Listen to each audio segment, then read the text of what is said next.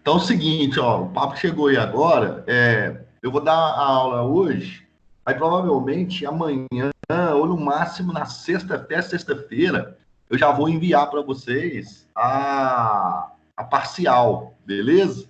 Aí na parcial, eu vou especificar como que é que vocês vão me entregar ela. São exercícios, tá? Então não tem que entrar no portal para fazer, não. Vocês têm que fazer os exercícios que estão lá, né? Não tem como não fazer, porque acho que vale ponto também fazendo aqueles exercícios, a não ser que você já ganhou pontos de outras maneiras e tal. Mas eu vou enviar a parcial para vocês, tá? Envio no grupo e vou falar também onde que ela tá lá no AVA, para vocês poderem pegar. Aí é uma listinha de exercício aí, não é muito não, tá? É um exercício aí de cada desses tópicos que a gente viu aí. Deve ter visto uns 5 ou 6 tópicos, se eu não me engano, então 6, 7 exercícios aí no máximo, para fazer em folha A4 bonitinho, escanear e me mandar, tá? Aí essa parcial agora ela vale 1.500 pontos. E o Eduardo, ele tinha me perguntado, né, como que se a gente ia ter aula, se ia ser aula online. A faculdade hoje, ela colocou um comunicado que a aula parece que até dia 1/6 está prevista ainda a aula remota. Então, provavelmente, a gente deve ter nossas aulas todas remotas, né? Não vai ter aula presencial. Eu acho que não. Eu acho que não vai voltar em junho, né? Principalmente escola, né? Que tem muita aglomeração, né? Eu acho que não volta em junho. Achando que vai voltar esse trem mesmo, assim, escola, essas coisas, lá para agosto, setembro. Ainda mais agora que o bicho tá pegando, né? A curva só tá aumentando.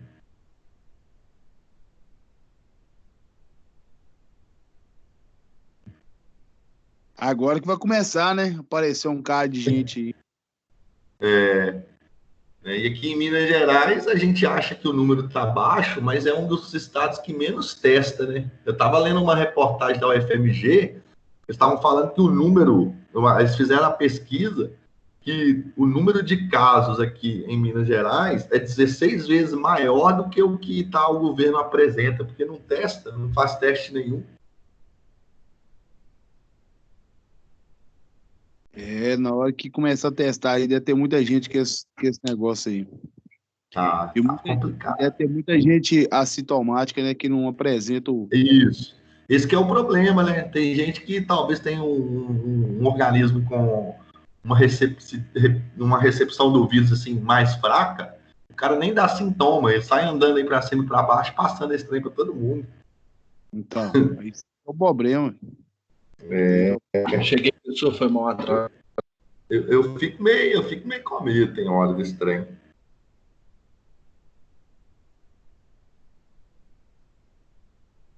Dá mais professor, a gente que fica dentro de sala de aula.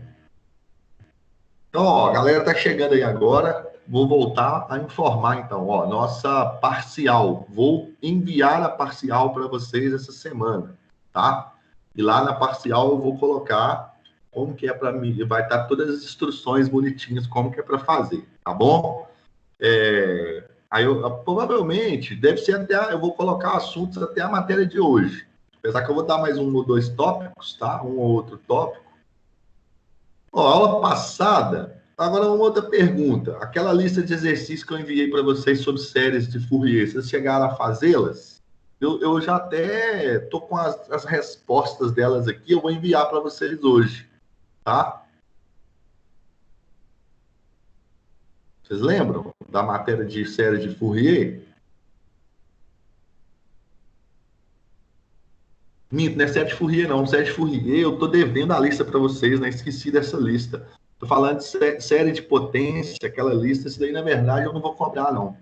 Né? Série de potência, mas eu tô com a correção da lista aqui. Eu envio ela para você. Assim que acabar a aula, eu envio todo o material, igual eu fiz nos outros dias.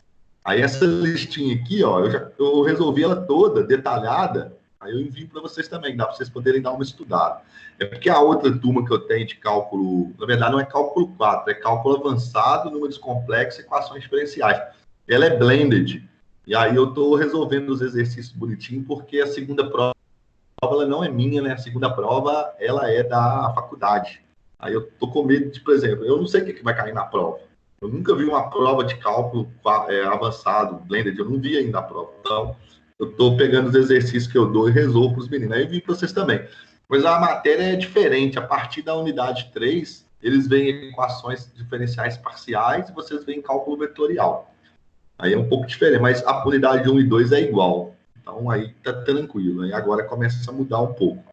Mas eu envio para vocês, então, essa resolução aqui. E estou devendo para vocês a lista de série de Fourier. Vou mandar a lista para vocês de série de Fourier. Vou mandar, na hora que a aula acabar também, eu mando a lista de exercícios sobre série de Fourier, para vocês poderem fazer. E eu enviei já uma lista para vocês de cálculo vetorial. Vocês ainda ou não? Vocês não estão lembrados? Vou conferir aqui. Mas eu não tenho certeza. Eu vou dar, olhar no grupo, né, de cálculo 4, o que eu já enviei. Eu acho que eu não enviei ainda essa lista. Eu estou devendo essa lista para vocês, é verdade. Então, eu estou devendo essa listinha para vocês fazerem para mim. Eu já... Não, na verdade, deixa eu ver aqui. Olha. Não, eu mandei uma sobre séries, né? Eu mandei uma sobre séries. Eu não mandei ainda uma sobre... Na verdade, a única que eu mandei no grupo está aqui. A correção dela está aqui. Daqui a pouco eu envio ela para vocês aí, a correção. Aí está faltando a de série de Fourier que eu vou enviar. E envio também essa de integral de linha, integral vetorial aí, para vocês poderem... porque a segunda prova vai cair essas coisas aí, tá?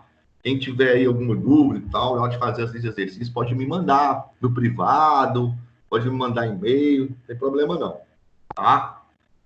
Então, na última aula, nós tínhamos, vou dar uma passada aqui bem rápida, nós tínhamos falado sobre integrais de linha, né? Então, nós tínhamos praticamente visto os conceitos aí do que é uma integral de linha, né? A gente agora está passando nesse sentido aqui, em vez de trabalhar com uma integral de maneira linear, a gente está calculando agora uma integral sobre uma curva, né? Que pode ser uma curva qualquer, que pode ser um pedaço de uma parábola, um pedaço de uma circunferência, a gente viu isso nos exemplos, né? Aí eu fui passando por isso daqui tudo na última aula, né? Falando sobre esses tipos de integrais, lembrando que para poder calcular, né, essa integral de linha, dada uma curva C, né? Dada uma curva C igual essa daqui, a curva ela tem que estar parametrizada, né? Ou seja, ela tem que estar escrita em função de uma variável t, porque, por exemplo, você tem uma curva que é uma parábola, y igual a x ao quadrado. Nós temos que escrever essa curva aqui, que é uma parábola, y igual a x ao quadrado, em função de uma única variável, que é a variável t. Por quê? Porque lá que a gente for calcular a integral de linha ela depende de uma variável só. E aqui eu estou uma outra integral, uma função que depende de duas. Então, a ideia de parametrizar é isso. Então, eu coloquei algumas maneiras de fazer a parametrização, né? Então, aqui na frente, deixa eu ver nos slides mais para frente, está aqui, né? Eu hoje enviei esses slides para vocês. Tem esses métodos básicos aqui de parametrizar curva. Eu coloquei 3 casos, que são os casos usuais, que a gente vai trabalhar aqui no cálculo 4. Apesar que qualquer curva a gente consegue parametrizar. Então, aqui tem parametrização de segmento de reta, eu falei na aula passada. Parametrização de circunferências, também falei na aula passada. E, por fim, funções polinomiais, né? Que a gente tinha aí para a gente poder trabalhar para poder resolver as integrais. Então, cada uma é uma maneira diferente de fazer a parametrização. Esses slides, eles estão lá no AVA e estão também no nosso grupo, tá? No grupo de cálculo 4 estão lá. Bem, para calcular uma integral, a gente precisa saber, né, que se dada uma função, quando você tem o diferencial ds, você está calculando uma integral, né? Na verdade, o que você está fazendo, na verdade, é como se fosse uma área integral de linha, de função escalar. É uma área de uma cortina, onde a função aqui é superior, aqui, ó, a função de cima, seria a minha função f de xy. E esse meu ds seria cada pedacinho que eu tenho da minha curva que eu tenho aqui embaixo, ou seja, a borda de baixo da minha cortina, né? Então, o que eu tenho é isso. O que eu faço, na verdade, é dividir essa minha cortina em pedaços pequenos, ó, que parecem retângulos, e calcula a área de cada retângulo e a integral soma a área de todos esses retângulos, né? Lembrando que faz com que essa diferença aqui, né, ou seja, que esses retângulos, né, esse comprimento dos retângulos aqui, eles ficam cada vez menores. E lembrando que esse comprimento da curva aqui é dado por essa raiz aqui. Ó. Então, quando você está calculando, né, uma integral de linha, né, de uma função f de x com diferencial aqui ds, aí sim vai aparecer essa raiz quadrada nossa aqui, né? Essa raiz aqui da derivada, né, da curva em relação, o x em relação a t, e a derivada de y também em relação a t, tá? E o que a gente faz, basicamente, então, é pegar a minha função, que depende de x e y, e colocar ela toda dependendo em relação a t, porque a minha integral tem que ser uma integral simples, tá? E pode acontecer também, em vez de eu calcular a integral em relação à curva toda, eu posso calcular a integral, né, de f ao longo da curva C em relação a x e y. É o que está acontecendo aqui. Quando eu calculo ela em relação a x, eu calculo ela em relação ao comprimento de x, ou seja, esse comprimento que a curva faz aqui, ó, no eixo x. Tá vendo? Ó? E eu posso calcular a integral também em relação ao comprimento dela no eixo y. Tá vendo? Ó, em relação ao eixo y. Deixa eu aceitar. Quem está pedindo para entrar aqui? É o Renato. Beleza. Bom que a galera hoje tá vindo na aula. Isso aí. Se tiverem dúvida, pode ir perguntando. Não tem problema nenhum. Então, o que eu estou fazendo é dando uma revisada do que a gente viu na aula passada, porque a gente vai precisar um pouco disso hoje. Na aula de hoje, a gente vai trabalhar com 2 tópicos na aula de hoje, que é o teorema fundamental da integral de linha, que é uma maneira de resolver essas integrais, e o teorema de Green, também é outra maneira de resolver essas integrais. Para a próxima aula, a gente entrar em rotacional divergente, né? E outros teoremas que a gente tem aí. Então, o que eu estou falando é o seguinte, quando eu tenho o meu diferencial ds, né? Igual nesse caso aqui, a minha integral, ela é ao longo da curva C toda. E esse comprimento da curva C toda é dado por essa raiz aqui que eu tenho que colocar na minha integral. E quando eu quero calcular em relação a x e y, ou seja, eu posso calcular a integral de f ao longo de C, mas com relação a x e y.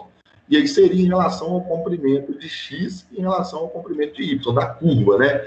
Ou seja, é a sombra da curva aqui no eixo x e a sombra da curva lá no eixo y lá atrás, nesse comprimento. E aí, o que acontece? Essa raiz some na minha integral, né? E aí as minhas integrais vão ficar assim, ó, a integral de linha de f de x em relação a x fica a integral da minha função parametrizada vezes a derivada de x' de t, né? X' de t vem lá da minha parametrização. E se for em relação a y, né, que é em relação ao comprimento, em relação a y, vai ser a função parametrizada, mas em relação ao comprimento, a derivada, né, de y de t, que é isso daqui. Fica muito mais simples. Que mais é teoria mesmo, que a gente falou, aqui as maneiras de parametrizar, quando você tem um segmento de reta, né, de A até B, igual que eu coloquei de um ponto A até um ponto B, suponho que eu queira fazer uma parametrização sobre esse segmento de reta aqui, parametrização só, gente, essa parametrização que está aqui, ó, que é essa fórmula aqui, ela só é válida se for segmento de reta. Se você tiver uma parábola, por exemplo, y igual a x ao quadrado, isso aqui é outra parametrização que você tem que fazer. Não é mais igual a essa. Essa daqui é a parametrização para segmento de reta, desde que você conheça o ponto inicial e o ponto final. Então, a minha parametrização, né, R de t vai ficar x de t igual a x0 mais at, y de t, y0 mais bt. x0 e y0 é o ponto inicial. Então, aqui nesse caso, que seria o ponto A, seria 2 e 1.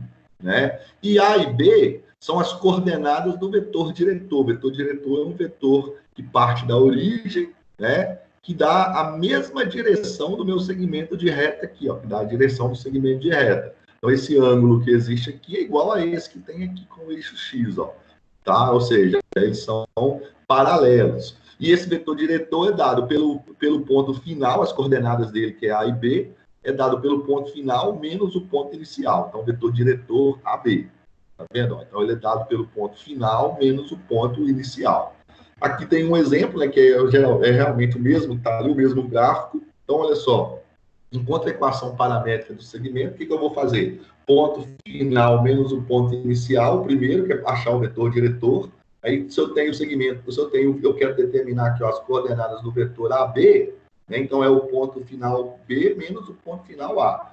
Então, vai 5,3, ou seja, x3, y2 menos x2, y1. Aí, aqui, ó, você vai se subtrair abscissa com abscissa, ordenada com ordenada. Então, 5 menos 2, 3, 3 menos 1, 2. Então, esse aqui, na verdade, é as coordenadas do meu vetor diretor. O 3 faz o papel do A e o 2 faz o papel do B. Tá? Ó, faz o papel do B aqui nessa fórmulazinha minha aqui, ó. Então, aqui é 3, aqui vai ser 2. E o ponto inicial é o ponto onde o meu vetor começa, né? O meu vetor começa no ponto A, 2 e 1. Aí, agora é só pegar a forma e substituir, ó. Então, x0 vai ser 2, mais o AT. Quem é o A? O A é 3, 3T. O Y0 é 2, mais o P, que é 2T. Variante sempre, sempre, sempre, sempre, não esqueçam disso. Todas as vezes que for segmento de reta, o parâmetro vai ser de 0 a 1, tá? Só para segmento de reta. Então, aqui é a parametrização de reta. A gente até viu isso em alguns exemplos mais para frente. Aqui já é a parametrização para circunferências. Essa daqui é que vai nos interessar, ou seja, circunferências quando o centro está na origem. Aqui nesse exemplo eu coloquei um centro fora da origem, mas o que vai nos interessar é quando o centro fica na origem. E aí não tem mais esse A e B, é só R cosseno de T, R seno de T, tá? Onde R é o raio da minha circunferência. A única coisa que você precisa saber é o raio. Igual aqui, ó. Determine a equação parametrizada para a circunferência, x ao quadrado mais y ao quadrado igual a 9. Então, a parametrização vai ser essa daqui, ó. Uma que o centro da circunferência está na origem. O raio é 3, né? Então, a distância do centro até aqui, qualquer ponto, né, da minha circunferência é 3. Então, é só R cosseno de T, ó, é 3 cosseno de T, 3 seno de T, variante de 0 a 2π. Por que de 0 a 2π? Porque é a circunferência completa, eu estou dando uma volta completa, então é de 0 a 2π. Se fosse só meia circunferência, né, seria de 0 a π, aí tem que tomar cuidado nisso daí, tá? E a outra parametrização é quando eu tenho funções polinomiais, por exemplo, é o caso da parábola, y igual a x ao quadrado, que é um polinômio, né? E aqui, realmente, eu coloquei uma parábola como um exemplo. Aí você não tem uma fórmula, mas você tem um método para poder resolver. Qual que é o método? O método é olhar para a função e ver qual que é a minha variável independente e substituir ela, né? Ou seja, qual que é a variável independente? A variável independente, você vai substituir ela por t. A variável independente é a variável da minha função a qual eu atribuo valor para ela para encontrar y. Então, nesse caso, a minha variável independente é x. Então, eu faço assim, ó. Eu chamo x de t e aí eu substituo aonde tem x, eu troco por t. Então, se eu falei que x é igual a t e a minha função é yx ao quadrado mais 2x, aonde tem x, né, eu vou trocar por t. Vai ficar y igual a x ao quadrado, vai virar t ao quadrado, mais 2x vai virar 2t. Pronto, já está parametrizado. Aí eu tenho minha parametrização sendo x de t é t, e y de t é t ao quadrado mais 2. Né? É o que está aqui. Só que aí, na hora que você for achar os parâmetros, você tem que observar quem você chamou de t. Eu chamei x de t. Então, você vai lá na minha parábola e observa aonde que está o ponto que eu quero parametrizar, que é do ponto A, que é menos 2 e 0, até o ponto B, que eu quero parametrizar, que é 1 e 3. Ó. Então, quer dizer que o meu parâmetro t, ele tem que variar de menos 2 até 1. Porque por que eu olhei no eixo x? Eu olhei no eixo x justamente porque eu chamei x de t.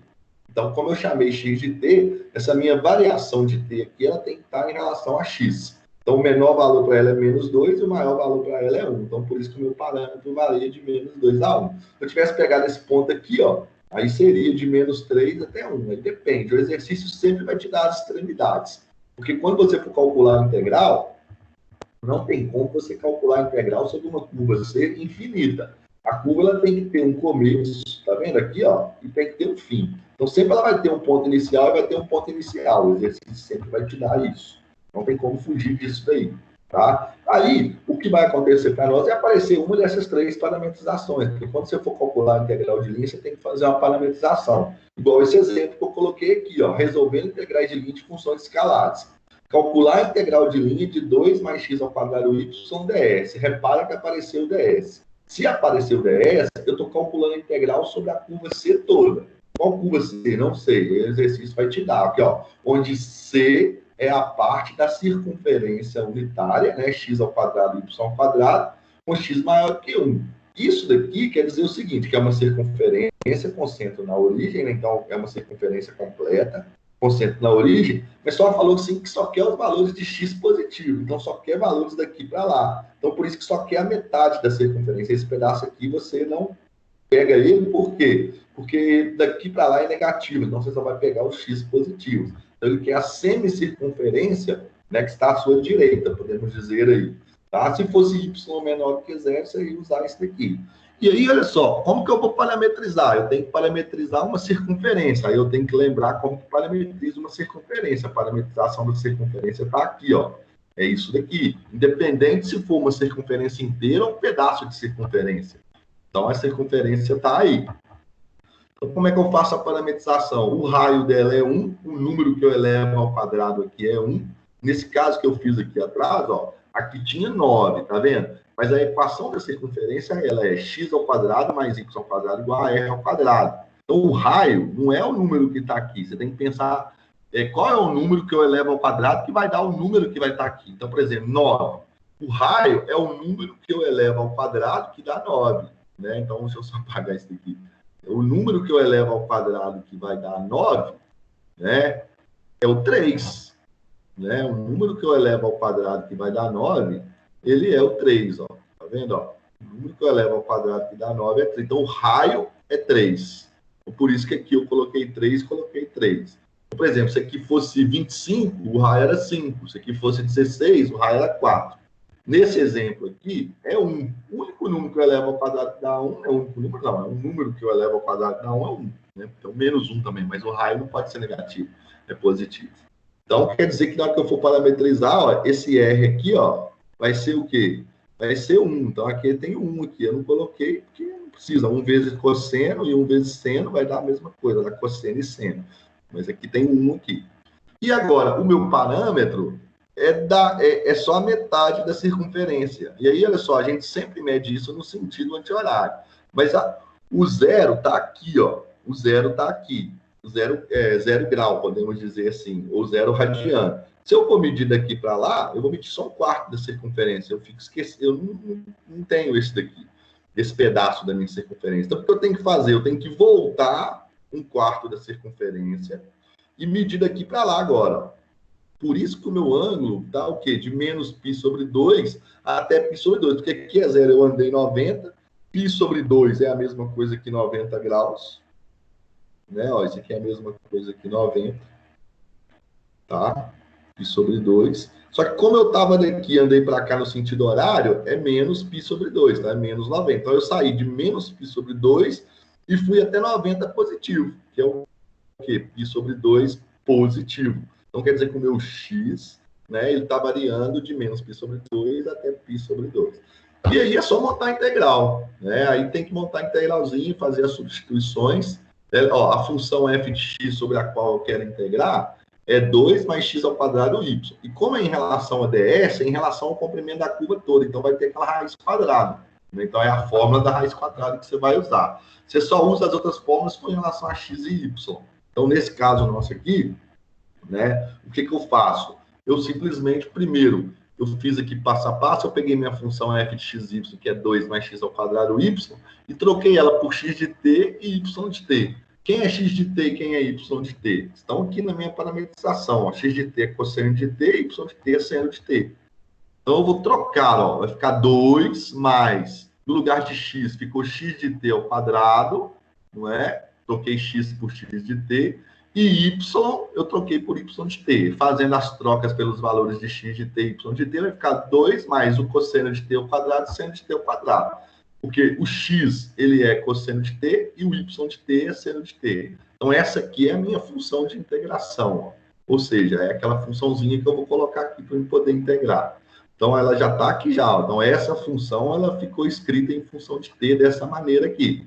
Vezes a raiz quadrada da derivada do cosseno de t, que é quem? X de t, ao quadrado, mais o seno de t, né, ao quadrado aqui também. Então, isso aqui, na aula passada, eu resolvi, né, mostrei como é que faz essas derivadas, essa integral. Eu não vou me ater muito aqui, porque eu já resolvi. Quem tiver dúvida, pode me perguntar, não tem problema nenhum. Porque quando for integral de linha e sobre circunferências, sempre vai ter função trigonométrica dentro da minha raiz. E sempre vai dar um quadrado aqui de seno e cosseno. Aí você tem que lembrar que o quadrado de seno mais o cosseno também ao quadrado vai dar sempre 1. E isso a raiz vai acabar sumindo. Né? O bom é isso. Tá? E aí eu fiz esse exemplo. Na aula, depois, eu fiz mais outros exemplos, não vou ficar muito me atendo a eles aqui, só para a gente poder relembrar. Eu falei sobre integrais de linha, né, de campos vetoriais, que aí, em vez da gente estar calculando uma integral sobre uma curva C de uma função escalar, eu passo a calcular uma integral agora, né, também de linha, mas ela vai estar sobre um campo. E o significado físico de uma integral de linha de campos vetoriais é o cálculo do meu trabalho. Né? Então, é a mesma coisa que a gente estiver calculando o trabalho para deslocar uma partícula de um ponto até outro dentro de um campo vetorial. Então, sair daqui e ir até aqui. Lembrando que nós também falamos na aula passada sobre campos vetoriais. Né? Essa foi a ideia. E calcular o trabalho de campo vetorial, aqui está a dedução, fui explicando bonitinho o que quer dizer isso, até a gente chegar na nossa fórmulazinha do que é calcular, né, o trabalho, né, ou melhor, calcular uma integral de linha de campo vetorial, que é multiplicar a minha função r de t, né, eu tenho que parametrizar essa curva também, só que aí eu vou parametrizar ela em forma vetorial, ela vai ganhar esses vetores i e j, né, que são os vetores canônicos, vezes a derivada da minha parametrização. Acho que aqui eu fiz um exemplo, que, ó, determinar o trabalho feito pelo campo de força. Eu tenho esse campo de força x ao quadrado i menos xyj, que é esse campo de força aqui, representado por esses vetores azuis, para se mover uma partícula ao longo de um quarto de círculo. Então, é para sair daqui, ó, né, ó, e vir até aqui, mover a partícula dentro desse campo vetorial. Então, esse campo de força vai fazer um trabalho, né, vai impor um trabalho sobre essa minha partícula. E aqui, nesse caso, o quarto de ciclo já foi parametrizado. Tem exercício que ele não é parametrizado, então nós temos que parametrizar, mas as parametrizações são as mesmas. E aqui o parâmetro de 0 a π sobre 2, lembrando que π sobre 2 é 90. E aí o que você tem que fazer? Primeiro, ó, aqui eu tenho a minha função x de t, esse cara aqui, o cosseno, é a minha função x de t, e o meu seno é a minha função y de t, né? Y de t. Porque você tem que substituir aqui na minha função. Esse x ao quadrado ele vai virar x ao quadrado de t, esse x vai virar x de t, e esse y vai virar y de t. Foi o que eu fiz aqui, ó. Fiz uma troca. Cadê? Aqui, isso mesmo. Ó. A troca está aqui, ó. Aqui, ó. Minha f de xy é x ao quadrado i menos xy. Vai virar f de x de t, y de t, vai ser cosseno ao quadrado, cosseno de t ao quadrado, que o meu x vale cosseno de t ao quadrado, menos o produto de x vezes y. Então, é esse cosseno de t vezes esse seno de t. E aí é só montar a integral, f dr. Como é que é a integral de f dr de um campo vetorial? É f r de t vezes r' de t. Ou seja, eu tenho que pegar esse r aqui, ó, eu tenho que fazer a derivada dele. Então, eu tenho que derivar isso daqui na minha integral de campo vetorial, tá? Então, eu tenho que derivar para fazer a minha f' de t. Minha r' de t, tá? Eu tenho que fazer isso. Então, foi o que eu fiz aqui. E lembrando que na hora que você troca a minha função, você pode escrever como isso daqui é são vetores, né? Ó, a minha função x ao quadrado na direção i, aqui a outra função x, menos xy na direção j. Então, você pode escrever isso como par ordenado, igual eu coloquei aqui, mas aí já trocando pelo r de t, né? Já fazendo a substituição, igual eu fiz aqui, que continua na direção i e na direção j. Porque o que você tem aqui é um produto, esse aqui é um vetor, mas não é um vetor, só que é um produto escalar. Né? E aqui, quando você faz a derivada de r' de t, você vai ter aqui, ó, a derivada de cosseno é menos seno, e a derivada de seno é cosseno.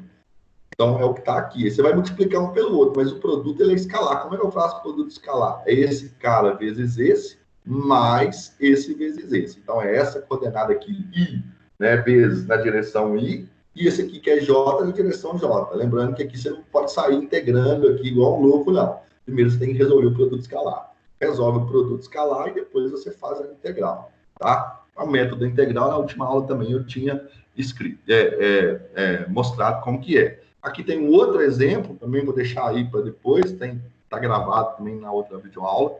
Se alguém tiver alguma dúvida, pode perguntar, não tem problema nenhum. Então, a nossa aula, ela foi até aí, basicamente. Hoje, né, a gente entra na parte de... Deixa eu achar aqui os slides. Né? Esse aqui é cálculo avançado. Deixa eu entrar aqui em cálculo 4. Vamos abrir aqui os slides para a aula de hoje, que é sobre integrais de linha. Não é integral de linha. Integral de linha é essa que eu acabei de abrir aí agora. É sobre teorema fundamental da integral de linha. É esse aqui, ó, tá? Bem, o que é o teorema fundamental da integral de linha? Para que ele é válido, né? Para que a gente usa o teorema integral de linha? Para poder resolver algumas integrais que, às vezes, resolver ela pelos aqueles métodos que eu tinha falado na aula passada e revisei na aula de hoje, fica muito complexo. Então, a gente acaba usando isso daí. Mas é só para uma classe de funções especiais. Né? Só funções, né, de campo vetorial, nós vamos continuar falando de campo vetorial, mas só para funções onde o campo vetorial é um campo vetorial conservativo. A gente vai entender o que é isso. Primeiro, vamos entender uma coisa sobre o que é o vetor gradiente. Tá? A gente talvez já até ouviram falar disso aí no cálculo 2, se eu não me engano, ou no cálculo 3, mas eu vou relembrar o que é um vetor gradiente. E quando vocês trabalhar lá com derivadas parciais, né, talvez vocês podem ter ouvido falar disso daí. Então, olha só, no cálculo vetorial, o gradiente, ou o vetor gradiente, ele é um vetor que indica o sentido e a direção na qual, por deslocamento, a partir do ponto especificado, obtém-se o maior incremento possível no valor de uma grandeza. Ou seja, quer dizer que é o ponto, né, dada uma função qualquer, aonde naquele ponto da minha função, o vetor aponta para onde você tem uma maior taxa de variação da minha função, tá? E a partir de qual vai se definir um campo escalar, mas depois a gente fala sobre isso. Mas o que queremos saber com o vetor gradiente? O que a gente quer saber? Isso que eu acabei de falar. O vetor gradiente, ele é, na verdade, para a gente entender o ponto de uma dada função aonde você tem, né, o maior crescimento ou decrescimento daquela função em determinado ponto. Aqui eu fiz um exemplo disso daqui, ó, desenhei isso aqui. Suponha que eu tenha, né, essa minha funçãozinha aqui, ó, é uma função, né, essa função que está aqui é uma função f, né, de xy, ou seja, ela está em R3 de xy, ou seja, ela é igual a z. Z é igual, né, lá no cálculo 3. No cálculo 3 a gente via lá as funções paraboloide, elipsoide, hiperboloide, né, e por aí vai. Esfera, cilindro, então que lá são todas superfícies em R3. Suponha, o melhor exemplo para explicar isso daqui é o seguinte, ó, eu até fiz um desenho aqui para poder tentar vocês entenderem isso. Suponha que aqui eu tenho uma montanha, né, um morrinho qualquer. Aqui eu tenho umas curvas que eu coloquei aqui tracejadas que eu chamo de curvas de nível. Né? Não sei se vocês já devem ter visto isso, curva de nível. Né? Assim, nas montanhas, geralmente eles fazem curvas de nível para poder escoar água, essas coisas assim, ou talvez em plantação, que é em montanha, né? Eles fazem aquelas plantações assim, fazem uns fileiras das plantações, né? Dessa maneira que eu estou fazendo aqui o desenho. Tá? Não sei se vocês já chegaram a ver isso. A ideia é o seguinte, se eu for subir essa montanha, né? Como que seria a maneira que para mim poder começar a subir ela, que eu ganho a maior variação possível de altura? Se a gente for parar para pensar. Vocês conseguem imaginar isso?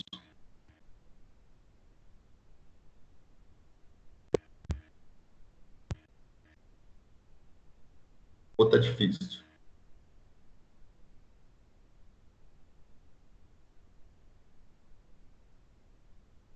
Linha reta, professor, em relação ao topo. A ideia é essa, né? Isso mesmo. Por exemplo, porque se eu for subir, né? Quando eu for, a minha ideia é de subir, se eu for subir e eu quiser gastar menos energia, por exemplo, vocês já repararam que quando a gente tem uma ladeira muito grande, né?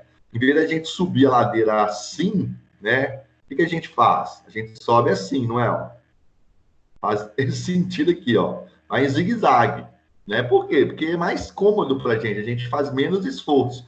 Mas repara que eu andando daqui, ó, até aqui, o ganho que eu tive foi só esse pedacinho aqui. Agora, se eu andar em linha reta, eu ganho bem mais rápido a minha altura, né? E eu tenho uma taxa de incremento maior. O vetor gradiente, ele basicamente é isso. É a ideia o quê? Para eu subir aqui ó, até o topo, né, da minha montanha, a ideia é o quê? É subir reto. Porque quando eu subo aqui nessa direção aqui, porque se eu subir assim, ó, de lado, né? Subo aqui assim de lado, aqui, igual eu vim para cá, eu tenho uma taxa de incremento, mas ela não é maior do que a que eu subi ela assim, ó, direto, né? Não sei se vocês observaram, os próprios bois, quando estão pastando vaca, pastando gado, né? Pastando em montanhas, assim, em morros, eles nunca sobem desse jeito aqui, igual eu estou falando aqui, desse jeito assim, ó, direto, assim. Eles sempre vão assim de lado, né? Você pode reparar que fica até o caminho. Se você reparar direitinho, tem o caminho deles lá, que é a direção das curvas de nível, né, daquela montanha que está ali. Nesse caso nosso aqui, o vetor gradiente, né, ele é um vetor onde a taxa de variação aqui para subir nessa montanha, podemos dizer, de incremento, é a maior possível, e a maior possível é nessa direção aqui. Só que o vetor gradiente, ele não está em R3, o vetor gradiente vai estar só em R2. O vetor gradiente é como se estivesse aqui. Então, por exemplo, se eu estou aqui, ó, nesse ponto P aqui, o vetor gradiente para mim ganhar a maior taxa de incremento aqui na minha função, não é esse, é esse aqui, ó. Aqui é onde eu subo mais rápido, podemos dizer assim, né? Mais rápido e ganho maior altura, podemos dizer. Né? E aí o meu vetor gradiente estaria aqui nesse ponto, ó, fazendo o tracejado dele aqui. Aqui eu vou ter ele num sentido e aqui eu vou ter ele no sentido negativo.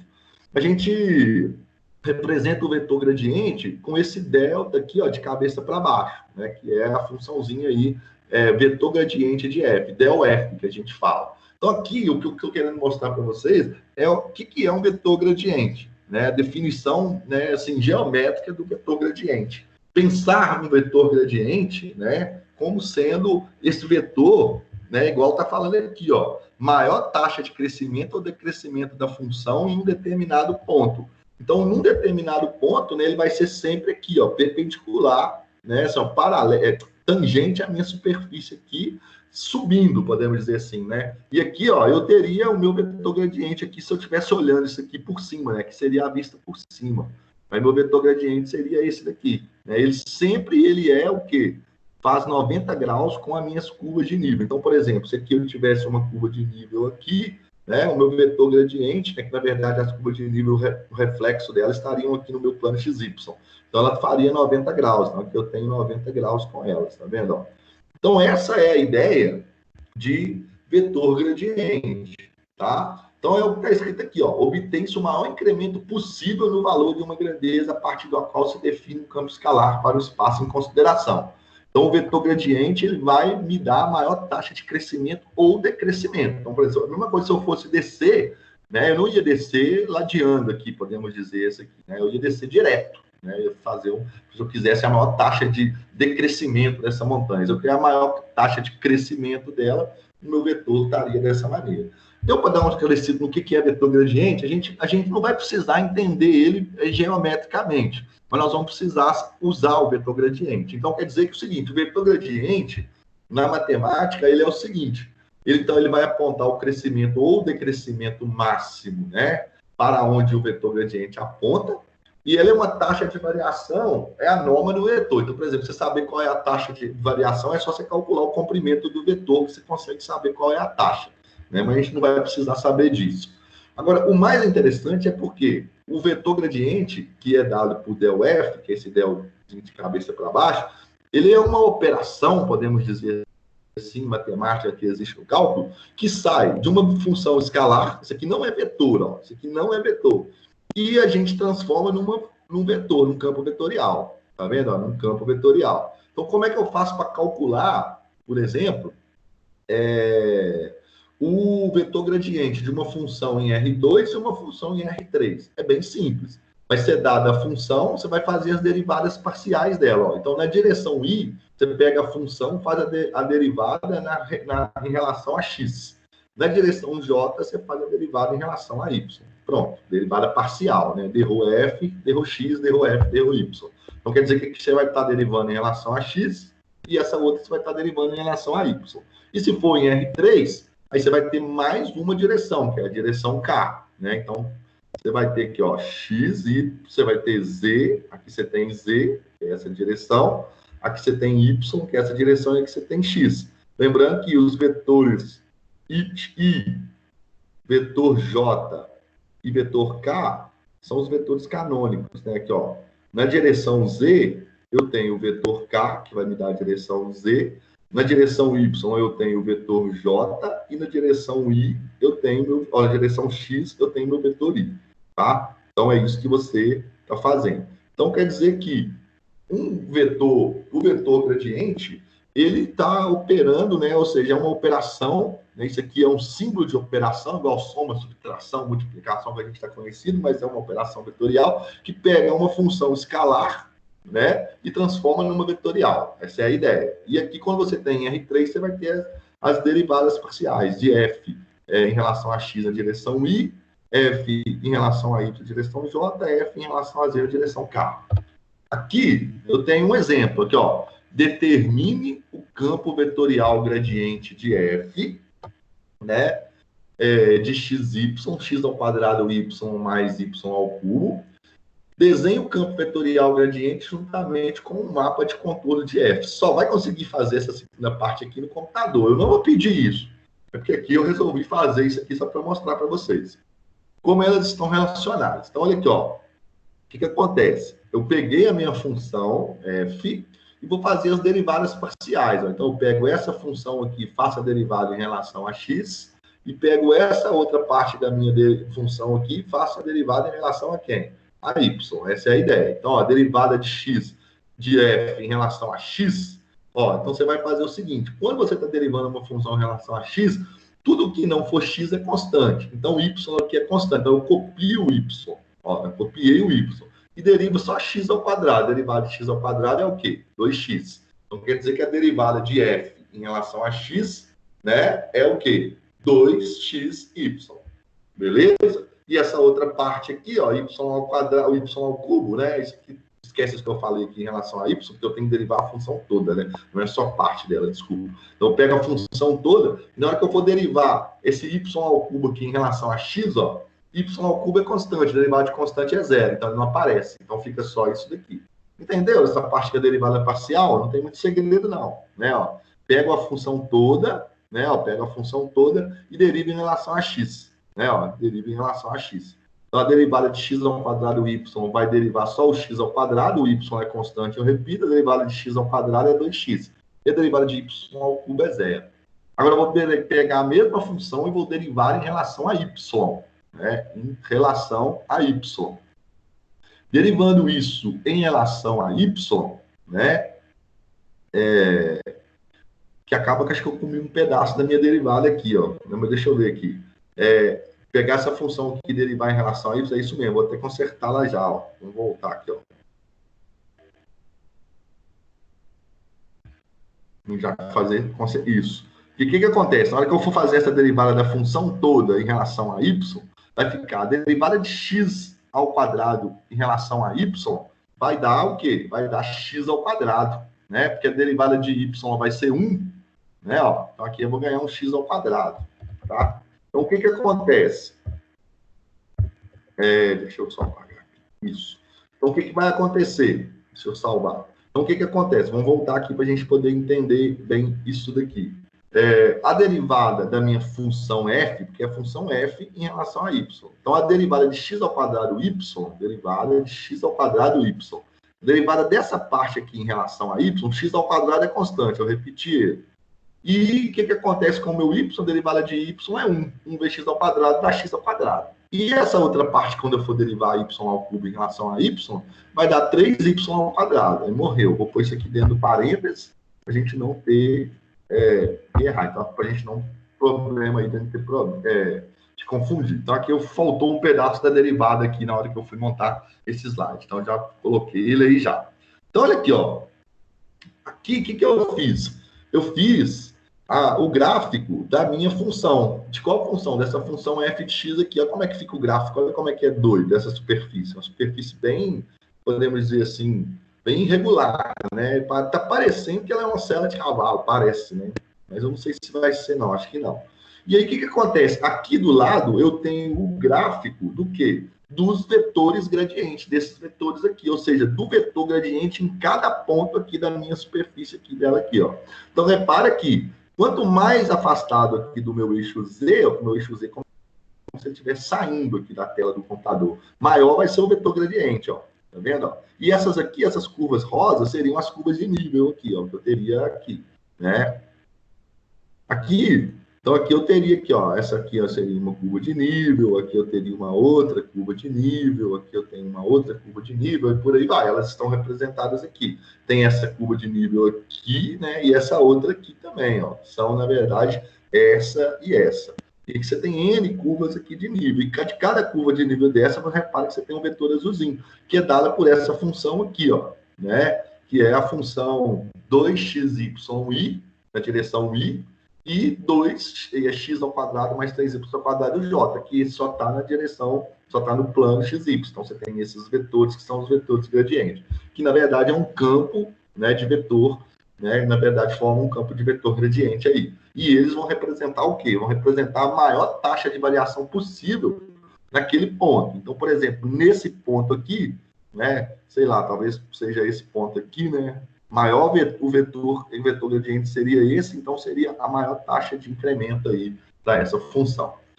Repara que, dada uma função, né, é como se a gente tivesse feito a derivada dessa função aqui, né? Ou seja, seria uma derivada. Ou seja, dei essa função, dei essa função aqui e fiz as derivadas parciais. O que a gente vai fazer daqui a pouco é fazer o papel contrário, né? Vai ser dado um campo, né, desse caso, um campo vetorial, e se esse campo vetorial, a gente verificar que ele é conservativo e tem algumas propriedades, existe uma função, né, que permite calcular o campo vetorial dele, ou seja, o gradiente dele. Então, nós vamos voltar. O que a gente vai fazer é partir desse campo vetorial, chegar nessa função potencial, que se eu fizer as derivadas parciais dela em relação a x e y, eu consigo encontrar, né, essa função original. Essa é a ideia. Então, aí está a ideia básica de vetor gradiente. Então, se eu pintar um exercício aí, pedir para vocês calcular o vetor gradiente, é só fazer, né, usar essas fórmulazinhas que estão aqui. Não tem muito segredo, não, tá? Basicamente, de vetor gradiente é isso. Eu estou falando de vetor gradiente porque eu preciso dele agora para fazer o teorema fundamental da integral de linha. O que é o teorema fundamental de linha? Ele é uma versão, podemos dizer assim, do teorema fundamental do cálculo. O que é o teorema fundamental do cálculo? O teorema fundamental do cálculo é dada uma integral simples, né, de A até B, resolver ela, encontrar uma primitiva para ela, né? Então aqui eu tenho uma f de xy, faço a integral, substituo pelo limite superior menos o limite inferior. Esse é o teorema fundamental do cálculo. Se a gente considerar o vetor gradiente, de f, de uma função f de 2 ou 3 variáveis, como uma espécie de derivada, é aquilo que eu acabei de falar aqui, né? Isso daqui é uma espécie de derivada dessa função, né? A gente, por quê? Porque o que acontece? Se eu pego essa função f aqui que eu integrei e derivo, eu chego nessa daqui, ó, né? Basicamente, que é a operação de integral e derivada, uma inversa da outra. A gente vai ter a gente pode falar que a gente tem um teorema do fundamental, uma versão do teorema fundamental do cálculo para as integrais de linha. Então, se a gente pensar, né, que o vetor gradiente de uma função, né, é uma espécie de derivada, está vendo aqui, ó, que eu tenho f' de x. Se eu integro esse cara aqui, eu consigo achar essa função f. Então, aqui é a mesma coisa. Se eu tiver uma f, né, e fizer a derivada dela, eu tenho é como se eu tivesse um vetor gradiente. E aí, a gente pode associar isso como o teorema fundamental do cálculo, que é nada mais do que teorema fundamental das integrais de linha. Ó. Então, seja C uma curva suave, dada pela função vetorial R de t com t variante de A até B, seja F uma função diferenciável, ou seja, tem que ser contínua, de 2 ou 3 variáveis, e que exista um vetor gradiente para ela contínuo. Então, a gente pode falar o seguinte, ó, a integral de linha do gradiente, que na verdade é um campo vetorial, né? Então, quer dizer que existe uma função aqui, F, né? Que se eu fizer a derivada delas, eu encontro esse campo vetorial ΔE, ΔF, dr, é a mesma coisa, né, que essa funçãozinha f minha, que eu vou colocar aqui de letra minúscula também, para vocês poderem entender, f do ponto final da curva menos o ponto inicial da curva. Tá? O teorema diz que podemos avaliar a integral de linha de um campo vetorial conservativo. Então, o campo só pode ser conservativo, né? O campo é vetorial gradiente da função potencial, simplesmente sabendo o valor de f nos pontos finais da curva. Então, por exemplo, se eu tenho uma integral, né? Aqui eu tenho um campo vetorial aqui, e esse campo vetorial cheio de vetorzinho aqui, ó, né? Ó, cheio de vetor. Se eu tenho uma integral, esse campo vetorial for um campo conservativo, eu vou poder usar o teorema integral de linha. Então, quer dizer que vai existir um campo vetorial f, né, de x e y, né, aqui não for aqui x e aqui y, vai existir um campo vetorial. Esse campo vetorial, né, eu posso considerar como sendo del f, se ele for conservativo. Eu vou explicar como é que encontra um campo vetorial conservativo. Se ele for conservativo, eu consigo encontrar uma função f, que se eu substituir pelo ponto final menos o ponto inicial, eu calculo a integral direta sem ter que integrar nada. É só encontrando essa função f. Então, quer dizer que o teorema integral de linha, o teorema fundamental da integral de linha, você não resolve a integral, né? Você verifica que existe esse campo vetorial que foi dado aqui, é um campo conservativo. Se ele for um campo conservativo, ele tem a potencialidade de ser o campo gradiente, né, o campo vetorial gradiente de uma função f, e aí você vai encontrar a função f, né, ou seja, você vai fazer o caminho contrário, você vai sair, vai ser dado isso daqui, você vai verificar se isso aqui for conservativo, ele tem a potencialidade de gerar uma função f, né, que você não vai precisar calcular a integral, você vai precisar simplesmente substituir, né, essa função pelo ponto final menos o ponto inicial. Pronto, acabou, você não tem que resolver integral nenhuma. Essa é a ideia do teorema fundamental da integral de linha. Tá vendo como que resolve? Em vez de eu ter que ficar fazendo aquelas parametrizações toda hora, substitui, aí cai lá se for uma integral, por exemplo, vetorial, tem que fazer o produto escalar, aí geralmente vai dar uma integral que você tem que resolver por substituição, dá um trabalho danado. Se você verificar que se esse campo for conservativo, você vai poder usar o teorema fundamental da integral de linha. Mas você só pode usar quando o campo é conservativo. Eu vou explicar quando que o campo é conservativo.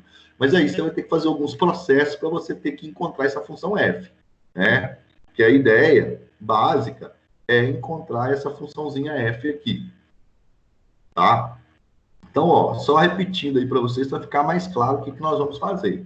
Então, a gente vai continuar calculando a integral, né, de uma função integral de linha, de uma função f, não é, ó? De uma função f, dr. Só que essa função f aqui é um campo vetorial. Nós vamos verificar se esse campo vetorial aqui ele vai ser conservativo. Se ele for conservativo, né, se ele for conservativo, o que acontece? Vai existir uma função f, se eu fizer, né, vai existir uma função f, onde esse campo vetorial aqui é o campo gradiente dessa função, né? Aí esse campo gradiente dessa função, que eu vou encontrá-la, eu vou poder usar para poder calcular a integral sem ter que fazer as técnicas de integração. Basicamente isso. E aqui agora é mais teoria, ó.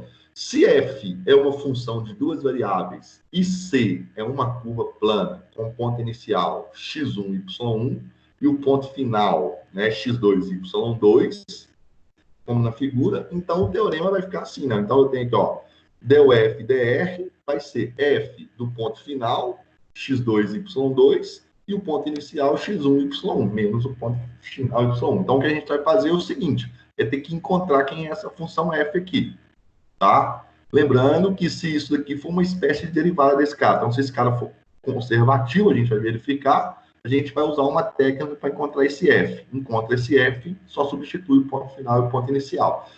Tanto para R2 como para R3. Então, para R3 também é válida. Então, você vai substituir x2, y2, c2, menos f de x1, y1, aqui, ó, y2, y1 também, tá? Corrigir isso aí depois. Independência do caminho, né? O que acontece? O que quer dizer isso daqui? Daqui a pouco eu vou fazer vários exemplos de cálculo de integrais ali, tá? Tem 2 exemplos ali para a gente poder fazer. Independência do caminho. Suponha que C1 e C2 sejam curvas suaves e por partes, denominadas caminhos, que têm o mesmo ponto inicial, A, e o mesmo ponto inicial, B. Né? Igual essa curva aqui, ó. Tá vendo? É uma curva fechada, onde o ponto inicial A e o ponto inicial B é o mesmo, suponho, tá? O que acontece? O ponto B ali.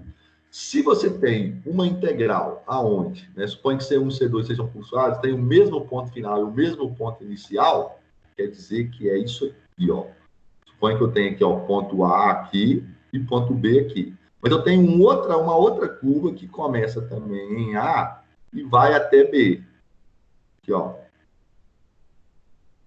Ela faz isso, ó. Aqui eu tenho curva C1 e aqui eu vou ter curva C2. Repara que a curva C1 e C2, elas começam no mesmo ponto e terminam no mesmo ponto. Se F for contínua, se o meu campo ΔF, sobre a qual estou calculando a minha integral de linha, sobre essas curvas, ele for conservativo, essas duas integrais são iguais, ou seja, o caminho independe. Tá? Isso é importante, porque vai agilizar a nossa vida, às vezes, a hora de resolver algumas integrais. Então, por exemplo, se eu tenho uma integral de linha de um campo F, então suponho que aqui é F, dr, e eu verifico que esse meu campo vetorial F, ele é conservativo, qualquer caminho que eu fizer sobre o campo conservativo, para deslocar uma partícula, por exemplo, do ponto A até o ponto B, qualquer caminho que eu fizer, a integral sempre vai dar o mesmo valor.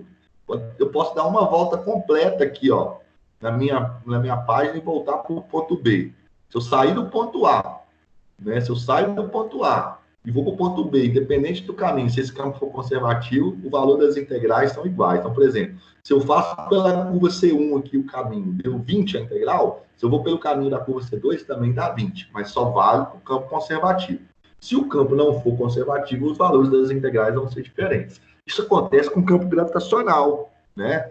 É um exemplo bem assim, que a gente usa bastante, é o seguinte: se eu estou lá no 10º andar de um prédio e solto uma bolinha, né, por exemplo, o trabalho, né, que a força gravitacional vai fazer nela é X. Por exemplo, para deslocar do 10º andar até o chão. Agora, se eu pegar essa bolinha do 10º andar e vir descendo com ela pelas escadas, né, e for lá no mesmo lugar e colocar ela no chão onde ela caiu, o trabalho realizado é o mesmo. Por quê? O caminho foi diferente, mas como o campo gravitacional é um campo conservativo, então as integrais ali que relacionam o trabalho vão dar o mesmo valor, tá? Em geral, se F for um campo vetorial contínuo com domínio D, né, dizemos que a integral de linha, a gente fala que isso é independente do caminho. Então, quer dizer que, se o meu campo for conservativo, a integral de linha ela vai ser independente do caminho, ou seja, ela é igual. Então, quer dizer que a integral de C1, né, esse campo aqui, ó, ΔF, e esse ΔF aqui, que na verdade são campos vetoriais, que são os gradientes, se o campo gradiente for conservativo, a gente fala que a integral ela é independente do caminho. Se eu colocar uma outra integral aqui sobre uma curva C3, totalmente diferente de C2 e C1, mas que o ponto inicial e o ponto final sejam o mesmo, a integral também vai ser igual, tá? Para quaisquer caminhos que tem os mesmos pontos iniciais e finais, tá bem escrito aqui, ó. Então, com essa terminologia, podemos dizer que as integrais de linha de campos vetoriais conservativos, elas são independentes do caminho. Presta atenção nisso aí, hein? Tá, ó. Então, quer dizer que as integrais de linha de campos vetoriais que são conservativos, elas são independentes do caminho. Aqui agora é mais teoria mesmo, que a gente está falando nessa parte aqui. Então, a curva, né, uma curva denominada fechada, se seu ponto final coincide com seu ponto inicial. É esse exemplo que está aqui, ó. O ponto, não é esse, na verdade, né? Coloquei. Sim, pode ser uma curva fechada que a gente fala, né? Ponto A e o ponto B, não tem problema. Mas se o ponto inicial é aqui, né, ela pode dar uma volta completa e voltar para o ponto A, tá?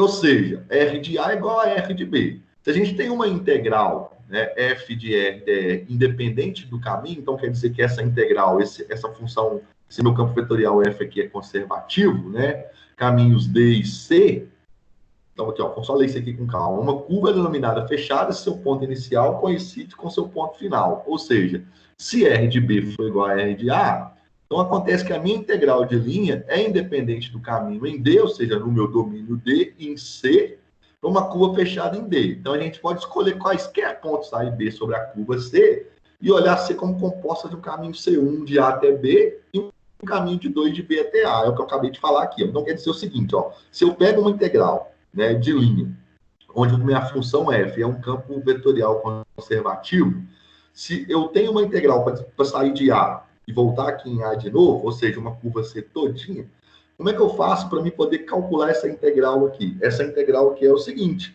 eu saio do ponto A, né, ó, paro no ponto B. Então, eu tenho a integral de f dr sobre a curva C1. Nesse sentido. Depois, eu peguei a minha curva C2, ó, do ponto B até o ponto A e voltei para o ponto A. Então, vai ser mais esse outro pedaço da integral. Então, quer dizer que a integral a percorrer a curva toda foi dividida em duas. Então, a integral da curva C toda, que é uma curva fechada, pode ser escrita como a integral de f dr da curva C1 mais a integral da curva C2. Beleza? Agora, repara que se eu fizer o sentido contrário da minha curva C2, o meu ponto saí do ponto A e cheguei no ponto B. E a curva C1, eu também saí do ponto A e cheguei no ponto B. Deixa eu apagar isso aqui só para vocês poderem ver o sentido. Repara aqui, para sair do ponto A e ir para o ponto B, a curva está nesse sentido, aqui está certinho, tá vendo? Então, positivo. Cadê aqui? Beleza. Positivo. Então, ficou... Por isso que tem esse sinal de menos. E esse menos C? Por que foi menos C2? Porque partiu de B e foi para A. Aqui está de A para B. Aqui mudou o sentido. Então, se aqui eu convencionei como positivo, para sair de B e ir para A, ficou negativo. Então, é a integral, né, de f dr sobre a curva C1 menos a integral daqui. Como esse campo vetorial ele é conservativo, você tem que essas duas integrais elas são iguais. Então, quando você faz a integral para sair do ponto A e a curva for fechada, a integral é zero, desde que o campo for o quê? For conservativo. Então, é mais uma, né, dica para quando a gente for calcular as integrais. Tá? Então, por exemplo, calculando uma integral de uma curva fechada e o campo vetorial for um campo conservativo, né, a integral é zero. Você nem precisa calcular a integral. Mas tem que verificar se o campo é conservativo. Eu vou explicar matematicamente como que determina se esse campo F aqui é ou não conservativo. Então, por exemplo, se pedir para calcular a integral de linha, né, de vetorial sobre uma circunferência que saia do ponto A aqui, né, dê uma volta completa, por exemplo, na circunferência, se esse campo F for conservativo, você não precisa fazer nada, é só você escrever que a integral é zero.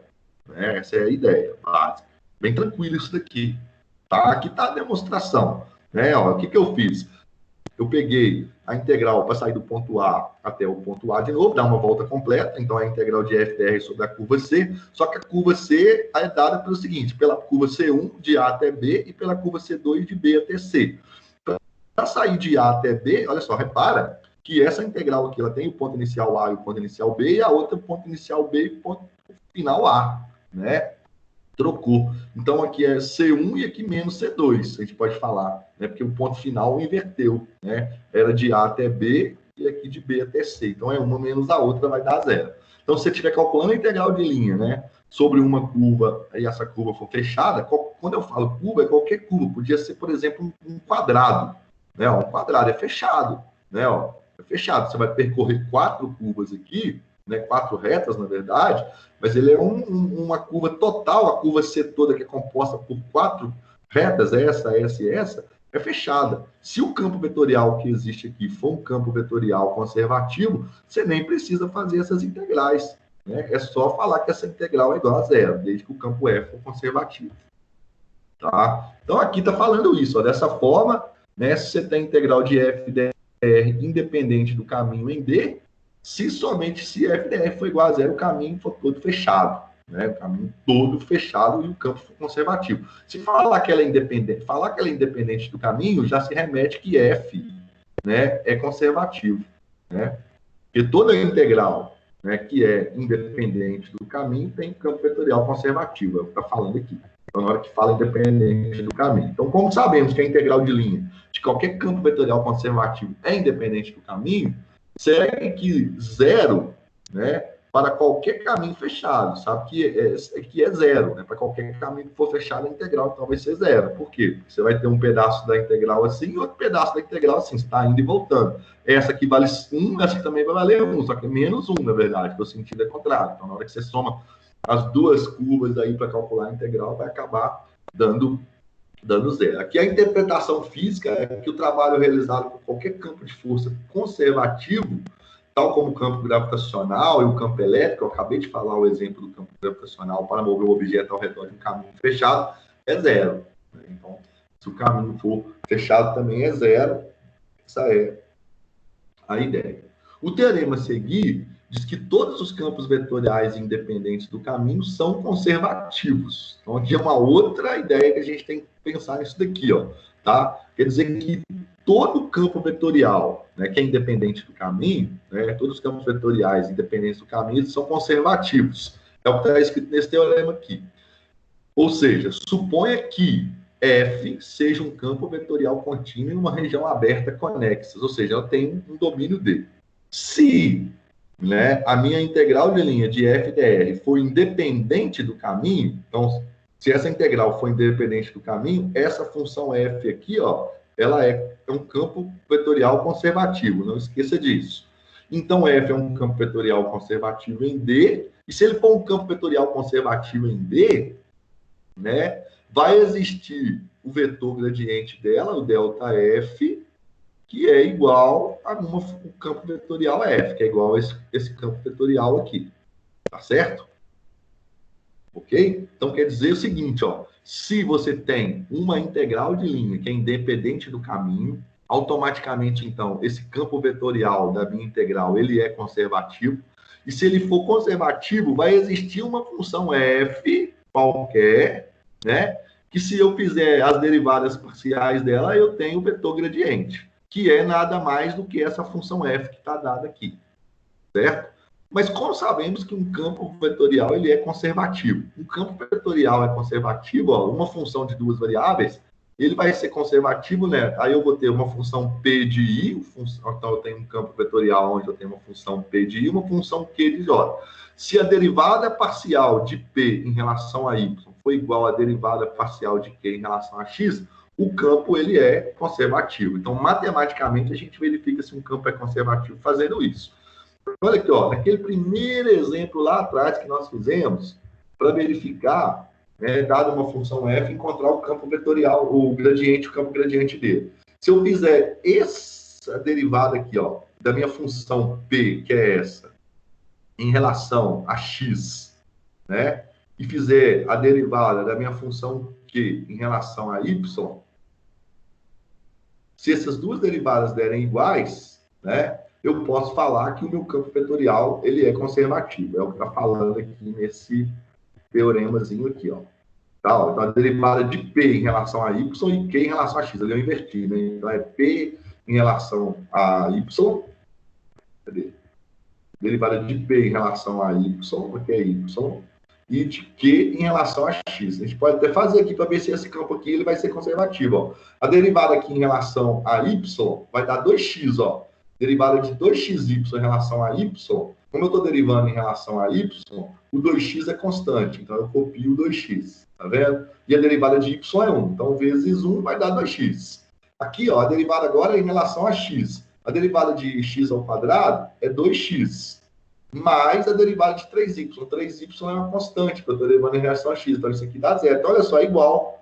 Esse campo vetorial aqui, ó, ele é conservativo. Tá? E ele é conservativo, então ele existe uma função potencial para ele, que é essa funçãozinha aqui. O que a gente vai falar, o que aquele teorema número 4 fala, esse teorema aqui, ó, o que ele fala é basicamente isso. Ele fala o seguinte: se eu tenho uma integral, né, de uma função, né, de campo vetorial, e esse campo vetorial for conservativo, e eu posso verificar se ele é conservativo dessa maneira aqui, ele existe uma função f original dele, que se eu fizer as derivadas parciais, eu consigo encontrar o campo gradiente dele. Então, é esse daqui, ó, existe um gradiente. Aqui eu tenho um exemplo, a gente fechar esse primeiro momento, fazer um intervalo, então vamos beber uma água ali. Determine se o campo vetorial f de x, x menos y mais x menos 2j é ou não conservativo. Então, aqui, ó, a função p de x é x menos y e a função q de x é x menos 2. Então, se eu fizer a derivada de p em relação a y, ó, a derivada de p em relação a y. Então, essa é a derivada de x em relação a y é zero, porque x é constante. Agora, qual que é a derivada de menos y em relação a y? É 1, com o sinal de menos aqui, menos 1. Beleza. Agora, a derivada de q em relação a x. A derivada de x é 1 e a derivada de uma constante é 0. São diferentes, só. Então, o campo não é conservativo. Tá? Não quer dizer que esse campo ele não é conservativo. Outro exemplo, ó, determine-se o campo vetorial 3 mais 2x ao quadrado y é aquilo que eu acabei de fazer lá, né? X ao quadrado menos 3y ao quadrado j. Então, ó, minha função p está sempre na direção i e minha função q está sempre na direção j, que é essa daqui. Então, eu vou pegar minha função p e vou fazer a derivada dela em relação a y. A derivada de 3 é constante, então é zero. A de uma constante é zero. A derivada de 2xy, a derivada de 2x em relação a y, eu copio a constante, que é 2x, e faço a derivada de y, que é 1. Vezes 1 vai dar 2x. Então, a derivada deu 2x desse aqui. Agora, a derivada de x ao quadrado menos 3y. A derivada de x ao quadrado, né, em relação a x, é 2x, tá? Aqui. E a derivada de menos 3y só depende de y, não depende de x. Então, isso aqui é uma constante, a derivada é zero. Né? Então, repara que a derivada de p em relação a y e a derivada de q em relação a x, as derivadas parciais foram iguais. Então, esse campo aqui, ó, é um campo conservativo. Então, ele é um campo conservativo o quê? Quer dizer, então, que essa função f é igual ao campo gradiente. Então, f de x, essa funçãozinha minha f aqui, é igual ao campo gradiente. E esse campo gradiente, existe uma função f para esse que, se eu fizer as derivadas também parciais, eu encontro esse meu campo gradiente. Então, existe uma função a qual eu faço as derivadas dela, eu encontro essa funçãozinha aqui. O que a gente vai fazer agora, o que o teorema fundamental das integrais de linha fala, é que se eu tenho um campo vetorial conservativo, eu consigo achar essa função os valores numéricos das extremidades dessa função é o valor da integral, né, dessa função aqui dentro de um campo vetorial. É isso que a gente vai fazer nesses segundos exemplos aqui, ó, tá? Vamos fazer um intervalinho rapidinho e a gente volta daqui uns 15 minutos. Pode ser?